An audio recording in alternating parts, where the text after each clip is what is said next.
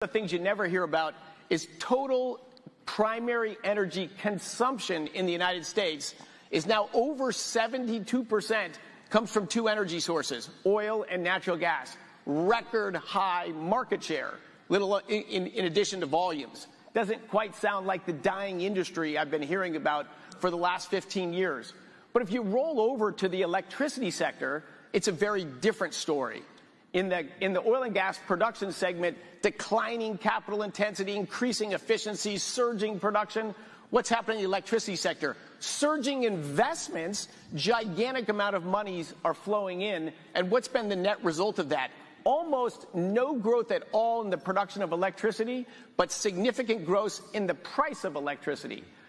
If you make electricity more expensive and people don't know where that policy is going to go, guess what? Energy-intensive industry leaves your country. The United Kingdom and Germany are experts at that, and they can tell you.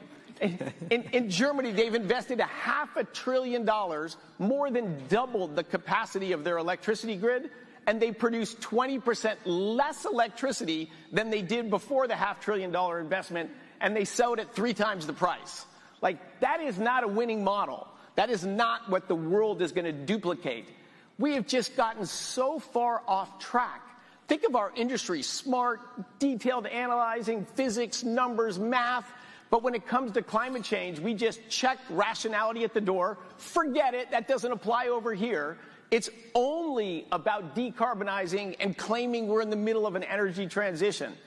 That's just, I think we are in the midst of the greatest malinvestment in human history. $10 trillion on a global base has been invested nominally in fighting climate change. What do you get for $10 trillion? Well, to be very specific on energy sources, we got solar up to 1.2% of global energy and wind at 1.4%. Collectively, 2.6% of global energy comes from these sources that $10 trillion of investments gone into, and everywhere the penetration level's high, prices have gone up, and you've, as I said, deindustrialized Germany, the United Kingdom, California, and you just move industry. That doesn't reduce emissions. If you make it so that the factory closes in the Midlands of England and it moves to Asia and it runs on coal now instead of natural gas and you load the goods on diesel ships, that's not fighting climate change. That's deindustrializing your nation and having a government pounding the drum on decarbonization, but never doing the math on is it working? A couple other data points. 85% of global energy came from hydrocarbons at the time of the Yom Kippur War. Woke the world up. Oh my God, oil prices tripled. They rose again later that decade. We got to change our energy system. That's when the energy transition movement started over 50 years ago.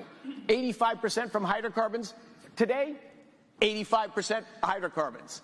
Let's just engage with reality. Oil, gas, and coal are what run the world. Full stop.